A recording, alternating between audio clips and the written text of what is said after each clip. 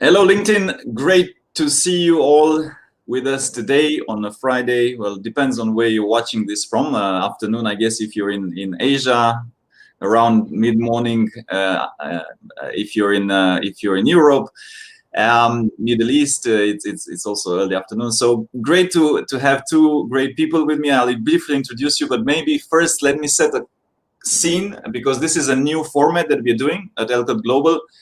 We've been intending to do this for a while, so very happy that we finally got our heads, and Shub that joined us recently was the driving force of this. So we're gonna start Leaders in Supply Chain Talent podcast that Shub will be leading. So brief introduction first and foremost for Shub. So she's our global head of learning and development. She will be in charge at Elcott Global in terms of bringing some of these programs to life and helping supply chain executives up their game, both in soft skills as well as in hard skills. And this podcast will be bringing some of the best HR as well as executive leaders talk about talent and talk about people and talk about leadership development and some of the best case studies out there. So Shub, thanks for being the driving force, and she will be facilitating, but I'm just doing a little bit of introduction. So first and foremost, Shub, welcome. Thank you so much, Radu. It's a pleasure. Super. And then we have Manish Bundhun. Manish is a very good friend of ours for many, many years. An amazing person and one of the most respected HR leaders that I know, that Shub knows. Brief introduction, also a little bit more in-depth about him.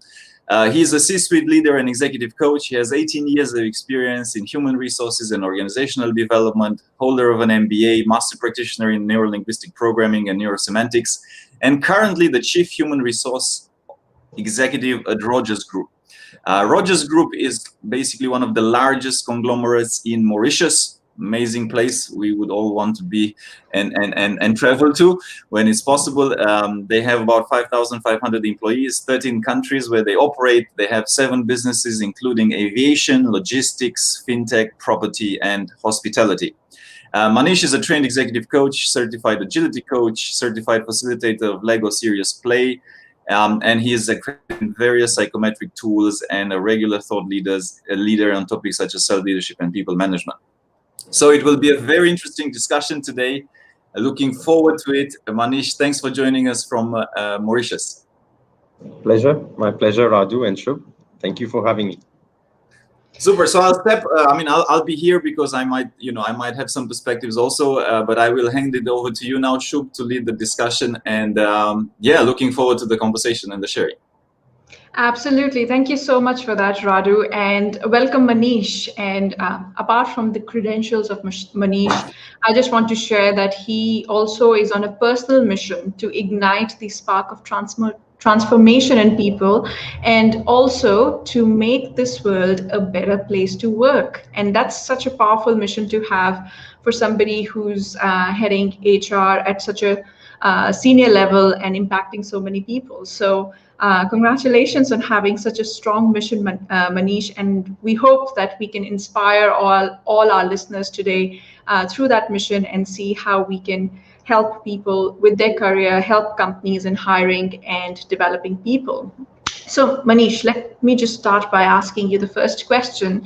You've been in supply chain HR for over 15 years right now, and talent attraction and recruitment has changed so much in the last 15 years.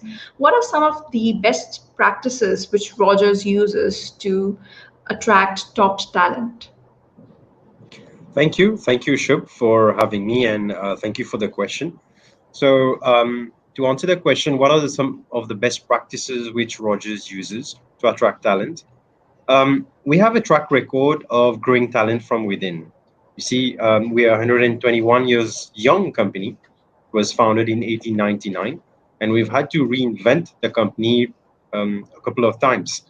What we found, which works a lot, is growing talent from within. That is, we recruit talent fresh from university, fresh from school, give them opportunities to grow, and give them at the same time give them experience and exposure, so that they can choose then how they can grow their career.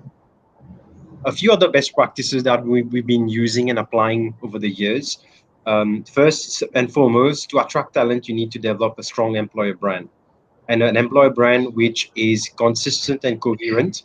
That is what people see outside and what people live inside is very important. That coherent, that congruence of your employer brand is very important. We spend a lot of time on building that, the employee experience inside and the brand outside. Um, Now, when it comes to talent attraction, we also, I would say, use a range of psychometric profiling tools as well as exercises to be able to select the right person for the job. And finally, give the talent the opportunity to learn through various programs, structured programs on leadership and on developing their career. In a nutshell, I would say, for me, it all comes down to two key elements: leadership and culture. Leadership is it's all about how you create an enabling environment for leaders to grow and thrive in your organization. And in Rogers, we've come up with our own way of developing leaders through specific targeted, what you call tribe communities, leadership team, executive team, management teams, where we follow the talent in those communities and how we grow them and their careers. And finally, the second part is culture. So it links up a bit to what I said before on the employer brand. So what type of culture you want to define, develop, and diffuse in your organization, which will allow you to attract, grow, and engage talents. Well, that's in a nutshell what I would say in terms of best practices. All right. So employer branding came across as a very strong thing, and I think the two main themes you mentioned was having the right leaders and the right culture. And there's a very interesting question here from one of our viewers on how do we involve customers in building the culture as well? That's a very, very, very insightful question. Great question. Thank you for asking that. I think we have to involve customers two ways. First and foremost, I would look at it from the internal customer perspective. That Mhm. is, when you build your culture, it starts with your internal customer, that is your employees, which means understanding what is the experience you want to create inside. And when it comes to the external customers who you serve, it's important to have the feedback from the people through various surveys that you do, metrics that you have, which gives you an insight on what is the experience that is being given by the company to the customers and the employees. So it's how do you manage that internal customer experience and that external customer experience so that it's congruent. Yeah. Mhm. I'll just Got it. quickly jump, Shub, to the point of this question and Manish sharing. I guess a lot of companies do a little bit of a pitfall sharing, if I can. Not wanting to be negative, but I think it's something to be aware of. So a lot of companies do customer voice or customer experience type of surveys and engage and listen to or try to listen to the customers. They forget, however, to do the piece with the internal listening, which kind of is incongruent with the whole exercise in itself, because you cannot listen to your customers if you're not listening to your employees. And I mean, ultimately, who listens to the customer? Your employees. So if your management doesn't listen to the employees, then why would the employees in turn listen to the customers? So I think that's something that just companies at large should be highly receptive to, and also leaders at large. Another mistake, or I don't know if mistake, but obviously executives are busy. But there comes a point where there's a disconnect a little bit, and if they become too disconnected from the business, one, they don't see the customer enough, and they can be a pitfall in terms of missing that customer direct relationship, and two, they can also get quite disconnected from the lower levels of the organization if they're not paying attention. So I guess if I can ask you, Manish, are there ways in Rogers in which you make sure that the top management, I'm putting the emphasis a little bit on the top management because obviously they drive a lot of the initiatives, and if they're not aware, then how can they possibly fix a problem, right? So are there ways in which you kind of ensure that they don't lose touch, for lack of a better word, with the organization and with the clients? Yeah. In fact, it all starts with how you organize your structure and how do you create a structure which is more empowered and which has a free flow of communication and information. So the way we do it in Rogers, as I mentioned a bit earlier, is we have created structured what I call tribes, communities, which are mainly concentric circles. That is, with pivoted the org structure from being vertical to horizontal. So what it means is you have a small circle. You start with a small circle, which is the executive team, the exco, which is the top management. In Rogers, we have 14 senior executives who run businesses, the group CEO, CEOs of different sectors, as well as group heads.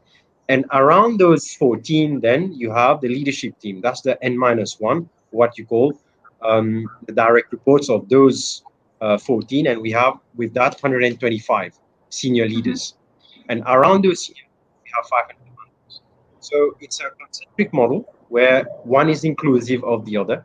And we regularly have different forums to engage with those. And around the 100 and the 450 managers, we have the 5,000 community.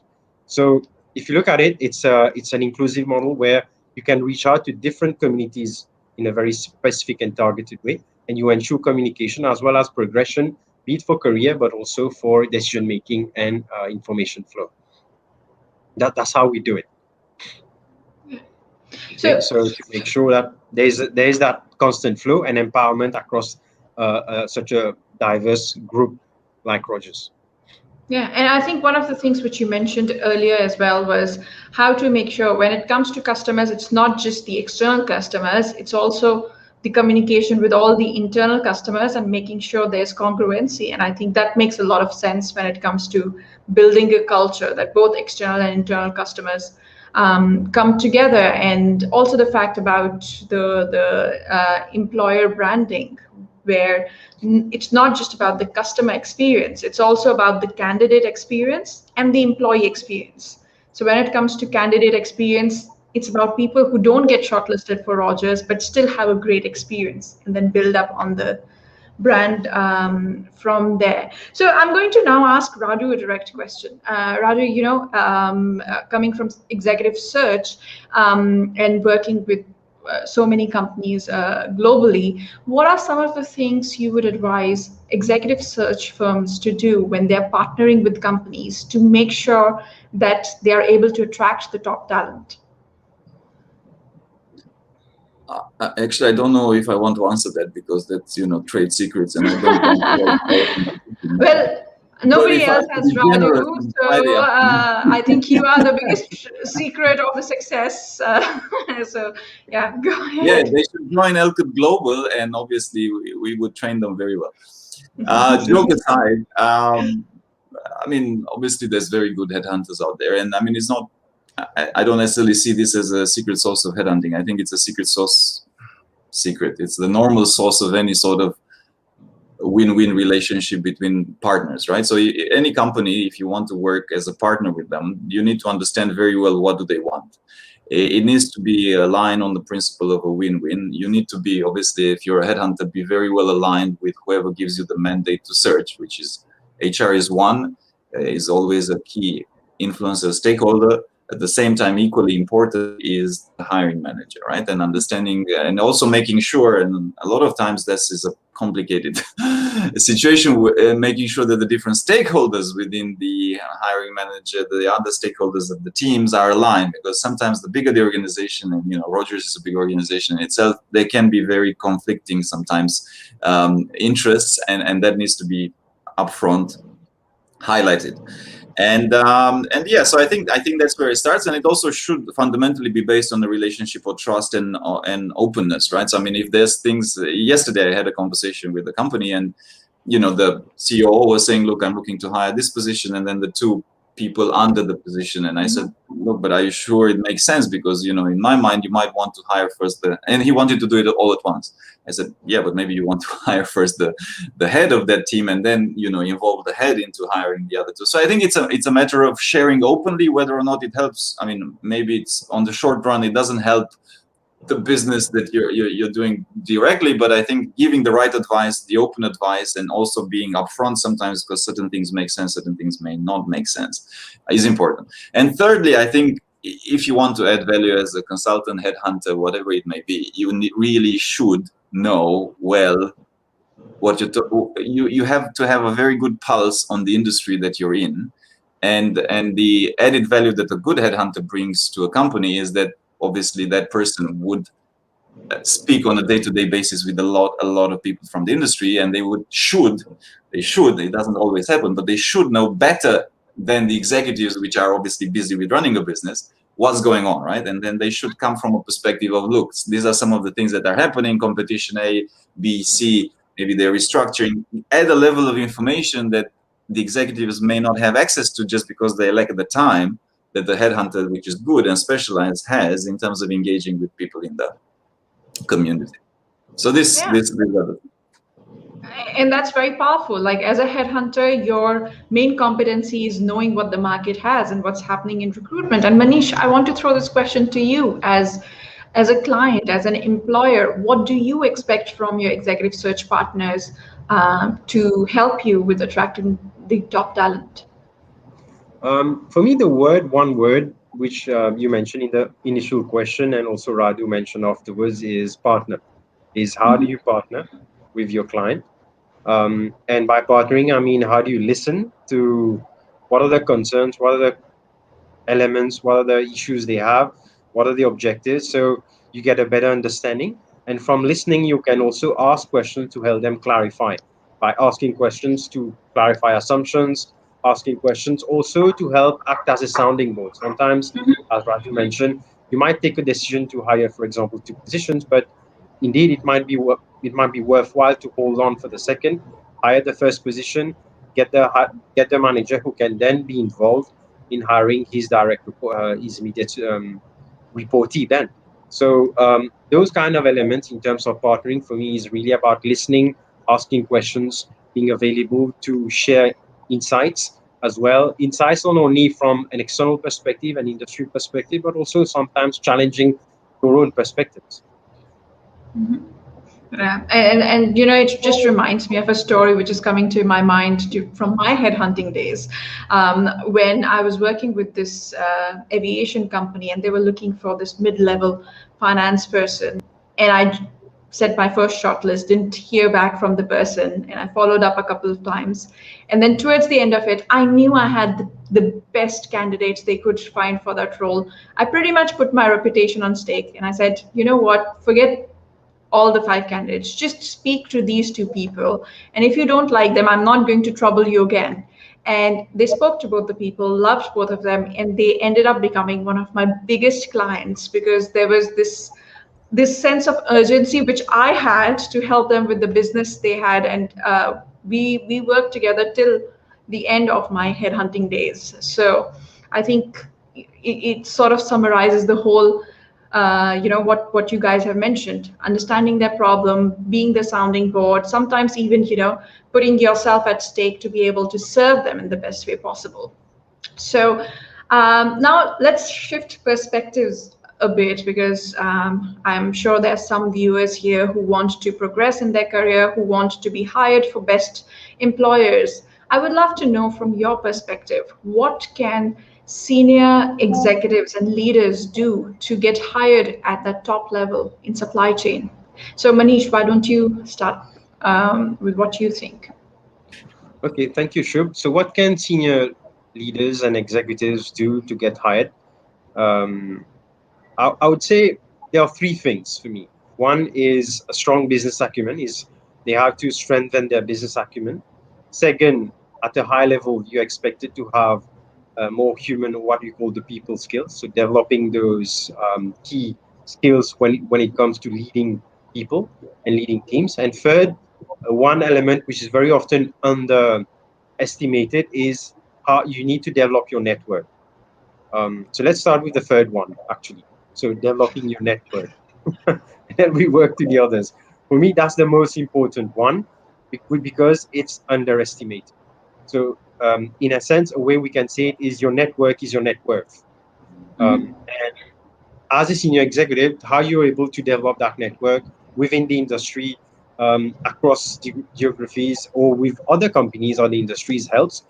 Then you can get access to insights and information as well. And that's a critical element, as well as also your network with authorities, with other stakeholders, media, and so on, which are required at senior executive level. Yeah. The second one, which I mentioned, was people people skills. But by people skills, I'm not generalizing, but I'm being to be more focused. Is how do you lead, and how do you lead people with the ability to, I would say, have the courageous conversations when required. At a senior level, you need to be able to confront. You need to be able to confront on issues, on perspectives, and it's not always easy to manage. The higher you go, you'll see that the higher you'll have to interact and have discussions which are not always straightforward. So Mm-hmm. that's the second perspective, and the third element which I mentioned was business acumen. So business acumen mainly is talking the language of business, which is the industry you're in. What are the metrics? What are the numbers which are important at the senior executive level to drive? Understanding that, mastering it, and then leading it in that sense. Yeah. And Radu, what would you like to add to these, or do you have any strong perspective on any of these things which Manish has shared with us? No, look, all valid and pretty much covers it. I maybe the only one that I would. Well, let me first emphasize the point with the network because uh, I've seen it countless times. I'm sure Manish, I'm sure you, Shub, have seen it countless times where people think that hey, as long as I'm good technically, somebody will see it and they will get promoted. And that's probably one of the most detrimental and limiting beliefs that you can have, because it doesn't actually happen like that in a corporate, and it's a whole chain of, do you have the network, do you have the visibility, do you have the relationship with the boss, with the peers, with the teams, that you get promoted. That is actually more important sometimes than being the best technical expert in what you do. I mean, it's obviously fundamentally you do need to know what you do. I mean, you cannot become a CFO, you have no clue on how to do a book of business and accounting and a balance sheet, but not the best balance sheet maker, it makes it to the CFO. The CFO is usually the one that can build relationships and networks and communicate best. So that's just emphasizing. And maybe just to add to the Manish list is only one element that I would emphasize further, which is also you need to have some sort of a brand that you build. So in some ways that works with the network, in some ways I do want to distinguish it, because that brand is both internal and external. Now it depends obviously on how much time you want to allocate, but I would say both are important. Internal, of course, tends to be more important up to a point, right? So, I guess, again, it depends on your career. I've seen executives that have managed to shift successfully companies. You do not manage to do that. And you don't manage to do that several times over unless you have a very good network and you've built a brand in the industry. That brand is built by LinkedIn, social media, going to events, going to networking, putting out content, being a thought leader, sharing in industry forums, all of those good things. And again, I have seen again and again industry and executives that are very good at what they do. They get so sucked and so busy with their day-to-day, which is normal. Obviously, we are all busy. But I think they miss this point that, okay, brand is important. And not only for the sake of brand and for that empty shell. It's not an empty shell, but it's not just a narcissistic pursuit, right? I mean, it's also a pursuit of getting exposed, right? The moment you interact with others, you get different perspectives. The risk, if you stick too much internally, is that you miss, maybe the world moved 200 kilometers per hour and you're just stuck in and it does happen a lot in corporates, you're stuck in your own bubble, you're whatever, trying to figure it out inside, but actually there's so many other ways to do it externally. Had you interacted, had you gotten different perspective from other companies and other startups and other network, you would be faster in terms of finding solutions yourself. So it works both ways, right? So I think that element of branding, networking externally is highly important. I Maybe am so glad. Oh, sorry, Manish, go ahead. on the branding part, when people, I've talked to people about it, and they say, I don't want to be visible. I'm not comfortable with this. And then the key message about your personal brand is not about you. It's about the message that you carry, that you have to share. It's more about the message, and people will listen to you if you have a strong message. So if you're uncomfortable being projecting yourself, focus on the message, and that's going to help. Yeah. So I'm so glad I'm doing this with you too, because I have this formula which I share with senior people, that your market value equals to your performance plus visibility, and most people stop focusing on the visibility element or leave it for a later stage. And visibility is both these things: your personal branding and your relationship building. I try to not use the word networking because people think it's a transactional conversation, instead of building that relationship and letting people know. And as you said, Manish, it's not about what's in it for me and look at how great I am. It's about what value I can add to people, so the next time they are looking for something similar, they think of me because I've added that kind of value. So you come from a place of value add rather than, look, I'm bragging, I'm the best in this. So I'm so I like glad the we had this. formula. Very nice formula. There's a very fun way that I normally share about the core competencies that's required in corporate to succeed in corporate are three N's. Okay, Mhm. it's negotiate, navigate, and network. So Love it. negotiating, navigating, and networking. So how do you navigate yourself through the organization and being aware of it, negotiating your way with people, and networking. Yeah. Okay, great. So, you both have been in supply chain for so long. What are some of the biggest skills gap which you see in supply chain, especially when we go to the mid and senior level supply chain executives and leaders? So, Manish, why don't you start with this? Um, Thank you. So I think Radu also mentioned that before. That is, for me, the biggest gap that I see is shifting from a technical role to a business role. So how do you focus from your strength, which is technical skills, to go into a more broader view with broader business acumen, broader leadership skills? Um, um, that is moving away also from when you're in technical skills, especially in supply chain, you're driven by a lot by adrenaline to solve problems. And how do you shift from that adrenaline to be more mindful, more focused, and be more driven by dopamine, if you look at it? Um, so that's a big shift in my view. And it takes a lot of time for people to understand, to realize that you need to let go of that adrenaline, which you're really happy, which makes you happy in terms of problem solving, to be able to find a way not to do it yourself, but to get it done through others. Of course, that's a generalization, I would say, but in a sense, shifting from a technical role to a business role, being more visible, we talked about it as an executive, which is who's capable of communicating and also driving meaningful change. Great. And And Radu, from your side. it's I'm gonna do a selfless plug here, but we are doing an open program on the skill that we think and I think is the most missing, which is storytelling. And I mean, it's not just that we think; it's we always try to put out programs that are useful. So we've heard this. I mean, I've been hearing this the last 2 to 3 years since we started the podcast, and we've been asking people what's missing, and usually on the soft skills, it's storytelling, communication skills, presentation skills, influencing skills, whatever you want to call this. Uh, that tends to be a little bit missing in supply chain, and again, in the frame of grossly generalizing, but it tends to be true. Supply chain practitioners, whether they're in manufacturing, operations, logistics, procurement, planning, they tend to be, kind of an engineering, get stuff done, get things moving type of personality, right? They're not, or let me explain to you the world, they're not sales and marketing, right? Or they're not, I mean, okay, generalizing, but they're not that type of personality necessarily.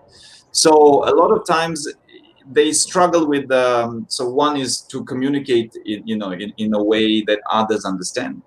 The other piece is to link that communication piece to how are you helping the business, right? To go to the CEO, to the board, and say, look, we've increased the utilizations of our trucks by 90%. They're like, yeah, I don't really care. Like, I mean, how is that relevant, right? So it's, it might be a great thing for you, but tell me a little bit, what's the link here? I mean, how does, why should I care, right? So formulating it like that versus saying, look, we have managed to help increase the customer requests that we got by 50%, and by that we increased the business revenue we generated by 10%, is a different way of saying the same thing, but in a way that connects to the business. So that business acumen connected to the communication skills, these two to me are maybe the missing piece, because ultimately, if we think practically, supply chain is the nervous system of a company. It basically makes things move. I mean, if you're manufacturing something, ultimately you cannot live without supply chain. Your whole organization would crumble and you go bankrupt. So it's everything is linked, right? You know, your flow of goods, your manufacturing of goods, money, information, all goes through the supply chain, right? So John Gatorna, in my first book that I read 8-9 years ago about supply chain, talks about the nervous system of the body. So supply chain professionals actually have a very good overview of what's going on in the organization. But the piece which tends to miss out on is this ability to communicate properly and influence the decision makers, right? So that needs to be worked on at large. And the ability to connect that to the business in a meaningful way that the CEO, CFO, whoever it may be, board members understand that there's a business purpose to it, not just utilizing more trucks. Yeah. And in the last few weeks, I've been having conversations with a lot of supply chain leaders, supply chain HR on what they feel are the biggest skills gap. And this is a recurring topic which we see coming up.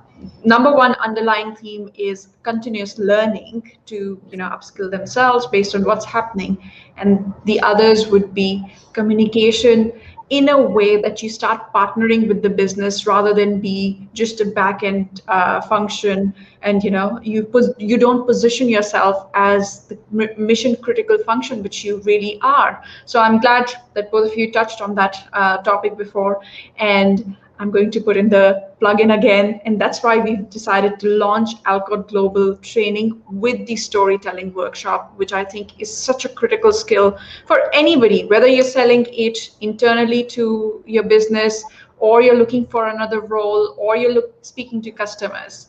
So make sure to find out more about that. Now, sorry, Manish, you were saying something. Just a quick one. I think it's a very good point that you put forward about storytelling. I have a personal story to share about that. We were doing a communication course for our internal audit team, and they were finding it hard in terms of, okay, so how do I sell my services, internal audit, in the group that it's something valuable, So, and they came up after some time. We helped them come up with examples of storytelling, and there was the one example which was used, which I found very powerful, is one guy showed an apple, so he shows an apple, and everyone looks at it and says, you know what we do? They say, no, what's about the apple? Said, we help you find out whether there is a worm inside of the apple. That's our role. So, and I found that very powerful for internal audit to come and say in a very creative way, storytelling way, that so we are here to make sure there's no worm in the apple.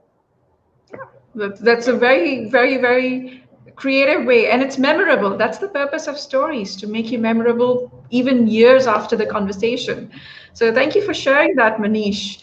Now I'm going to ask you a very hypothetical question here, Manish. Imagine you have suddenly found yourself with a very high six-figure budget, which you can use to develop the people, mid and senior level people in your organization. How would you use this budget to help develop your employees and your teams? Well, first one, I would hire Alcott Global to help us. Thank you so much for your trust in us. Drinks on us, Manish. Very subtle. I don't think anybody can realize. I would start by saying I'd have a very unconventional approach. For me, developing leaders, senior leaders, and high performance is a focus of three things: a skill set, mindset, and health set. Okay, so for me, the art of performance is skill set, health set, mindset. But it starts with the health set first, followed by the mindset. So my focus would be starting with the health set, how to get executives, leaders to look after themselves, how they sleep, how they nourish their body, how they exercise, how they nourish their mind, how they meditate, how they remain mindful, so that As you know, we are all corporate athletes, so we're running a race every day. But compared to actual athletes, corporate athletes don't look after themselves enough. They don't rest enough. They don't sleep enough, and they end up being burnt out. So your most important resource as an executive, as a leader, is your energy. How you look after your energy, how you generate energy. So it starts with that. Then comes the mindset. How do you look after your mind in terms of having an open mindset, having a growth mindset that you're able to learn and be adaptable and agile to change, and working on your beliefs, on your purpose, on your values. Once you find these, you create a very strong congruence and alignment. You develop a very credible approach in terms of self-leadership, which then Mhm. I would put forward then afterwards, focusing on key skills such as communication, storytelling, um, I would say also about conflict management and collaboration. So basically, that's what I would do. So that's a very holistic way of looking at your teams and not just imagining them to be robots who can just, come to office, leave everything aside, do the piece of work, and then go from there. And I think it aligns so well with the mission you shared with us of making the world a better place to work in. So thanks for sharing that, Manish. Radu, do you have any comments about where can organizations invest in people to help them develop further, apart from using Alcott Global Training? Look, I mean, well, Manish is the expert on that. I wouldn't, and Manish in yourself, right? I wouldn't necessarily consider myself as the expert, but to me, let me bring into the discussion now what I posted today on LinkedIn, and the underlying factor that I sense it's missing is make it fun.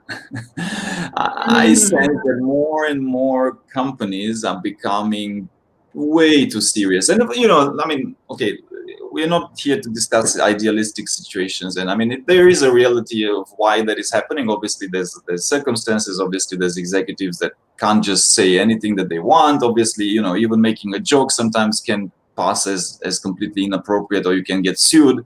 But I think now it's getting to a point where it's going overboard, and I think it's to a point where you end up, with these huge organizations where they forget to have fun, right? I mean, they forget to, ultimately, of course, you're there to make money, of course, you're there for a higher purpose, but you should also enjoy what you do and have some level of fun, because I think when people, I don't know, maybe I'm strongly biased because I can only do things if it's fun, but I think that's where we engage ourselves best, right? So I think that element, it's a very hard balance to strike, because I've even seen people that say, how can you have fun, how can you possibly work under pressure and for deadlines if you're laughing, or like, yeah, I mean, it's a very rigid approach. I mean, I find that most, the best teams are the ones that have fun, and where, there is a reason why that expression, work hard, play hard, right? It works, and it works hand in hand. And I think that's where the balance of, how do we, political correctness is there, is going to be there. You have politics at large in organizations. You obviously have a certain fear almost. I think executives nowadays are almost fearful to speak too upfront or too direct, because somebody will get offended, or somebody will raise a problem, or some diversity issue will come up. But I think there has to be a better way to mitigate that. Manish, maybe you share, because you have the Lego fun play. Serious play, yeah. Well, um, I've, I fully agree with you on that. I believe play is an expression of who we are, and how we play. When we play, actually, it's like that's when we're really at our best. If you look at children, they're constantly cheerful, they're constantly curious, and they're constantly playing, and that's when they're learning and they're performing. So at a point in time in our career, in our life, we stop being fun. We grow out of cheerfulness. We grow into seriousness, and in that sense, that we get more rigid. And as a good friend of ours normally says, when you get serious, you get stupid. So in that sense, I would say having fun in whatever you do, not only with your team but also on your own. Finding your balance is important. before being able to perform. Yeah. Yeah. And I'm going to share a very quick thing which happened with me this morning. So I went to a meeting with Mr. Palamario, and I was in a bad state of mind because there's some health crisis happening back home, etc. So he saw my face and he realized there's something happening. The meeting was delayed. He spent good 10-15 minutes to make sure that my mood was uplifted, shared some nice videos, etc. And I think it makes, even for productivity and idea generation, it makes so much sense, because had I done that meeting with him in the state I reached the office and reached the meeting, my ideas would have been very, very flat, vanilla, what I know. But because we have that 10-15 minutes delay of meeting, he got me into a state where I was in a good frame of mind. I could come up with things very quickly. So I think even for business, it makes more sense to have a lot of fun, because that's when people give their best, when they are enjoying themselves. So thank you so much for that, Radu. Okay, so good. So moving on, Manish. Look, I'm just going to move towards, wrapping things up and ask a couple of questions, because I don't want to make this very long. But you are an executive coach, Manish, and I'm very curious to see, how do you use your coaching skills to help people, your senior leaders, reach their highest potential? Okay. I would say as a coach, I wouldn't look at it from I would say highest potential, because I believe potential is limitless. So, in a sense, my focus as a coach is to help develop the person to the next level, and then to the next level, and then to the next level. So it's a constant iterative process where we're constantly learning, we're constantly growing, um, as we are all constant works in progress. So my approach is basically essentially focused on developing skills, helping the person find their own answers, their own resources and solutions, putting in place those kind of measures, mechanisms that they have to be able to keep learning and growing themselves. Mm-hmm. And it starts a lot, it has a lot to do with self awareness and self learning. So being aware of your own, having clarity on your purpose, clarity on your values, clarity on your beliefs, be it your limiting beliefs as well as your empowering beliefs, and clarity, very importantly, about your strengths. Because as a leader, you can only lead from your strengths. So how do you leverage and strengthen that? And then you start to focus on areas for improvement. What are the things that the person wants to work on in terms of bridging the gap as a Mm-hmm. from a coaching perspective? So I've been very broad about it, but of course there are different angles to it. So I would say uh, for me there are three personal angles to executive coaching. One would be transition coaching to help you grow into um, between positions into a job, or if you're moving careers, you're moving jobs. So that's the transition that you need to manage. The second is relationship coaching. How do you manage relationships with others? But very often, when you're doing relationship coaching, at the end of the day, we're really working with your relationship to self. Because your relationship to self that you have, you end up projecting it to people around you. If you're conflicted within, you create conflict without, around you. So it's really with relationship with self. And finally, performance coaching. So how you bridge the gap on those dimensions of performance which you're expected um, to deliver on. So that's in a Mm-hmm. nutshell my approach as a coach and what I believe works for me. Great, and I'm so glad that you don't use coaching as a way, as I say, some organizations look at coaching as a way to make their employees perform in the right way, or as the last stop before, they start asking this person, retrenching that employee, etc., which is really not the purpose of coaching. The inherent purpose of coaching is to make the person perform well, and not as the last stopgap arrangement to see, okay, before we fire this person, we have to justify that we worked with this person. So let's do a 3 months coaching, which is like going to the doctors when your disease has reached So in very late stages. it's a very valid point. Let me share an interesting perspective about that. Um, if you're going to do that, might as well put the personal performance improvement plan, and that's not coaching. That's your performance managing. Okay. Coaching for me is really moving a person from point A to point B, and Mhm. it's really growing from A to B. And if you look at it in the world outside of work, outside of the corporate world, in arts, in sports, the best athletes have a coach, have a personal coach, isn't it? Absolutely. You have a Yeah. personal coach for acting, you have a personal coach for sports. Um, so in that sense, that's what the philosophy I believe we need to adopt when it comes to developing people using coaching. Absolutely. So, look, I know we're reaching towards the end, but I really want to have last comments from both of you. What would your one advice be to people in supply chain who are eyeing C-suite, whether they are eyeing it in the coming years or for entry-level people who are, eyeing in the years to come? What is one thing you would advise them to keep in mind? So, Radu, why don't you start with that? Uh, wow, one thing. Gosh, okay. I mean, I guess the most powerful has to my head would be get good mentors.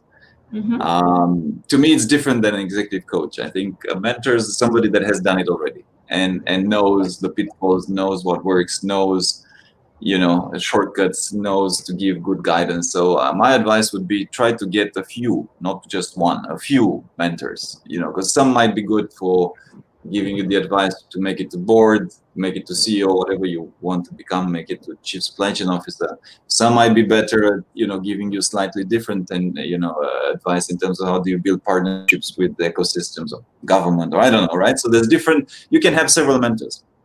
So I would say that's to my head. I mean, on top of we have discussed networking, influencing, but that can shortcut a lot because it's basically learning from a sage, right? When you go to the Mm-hmm. guru, I mean, the guru has already walked the path and would know to give you some very good advice to shortcut your journey potentially. Thank you Very so much powerful. for that, Radu. Manish, what would your advice be? My advice one advice would be to keep investing in yourself. I believe the Mhm. ability to keep learning is what separates the best from the rest. Your ability to keep learning and investing in yourself. So be clear on always sharpening the saw, always having objectives in terms of learning what you're going to learn, and that helps people remain agile. Whatever situation comes at them, it gives them a lot of resourcefulness comes with learning. So that's my one takeaway is keep investing in yourself.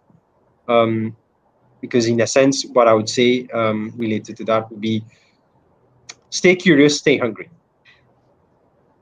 All right, so that is the wrap. Stay curious, stay hungry, and get yourself the best of mentors if you want to really skyrocket your career and take it to the C suite. I know we are slightly over time, but thank you so much to both of you for sharing so freely about your strategies, different pointers, different tips for people who want to develop themselves in their career, and also for organizations to get the best of talent and develop their best of talent. So thank you very much. Unfortunately, we don't have time to take on questions from others, but we'll see how we can respond to you. Thank you to our viewers. We've consistently had a number of viewers, 35, 36 viewers. So thank you for staying with us throughout the podcast, and a very, very happy weekend to everyone. Take care. Thank you. Thank you.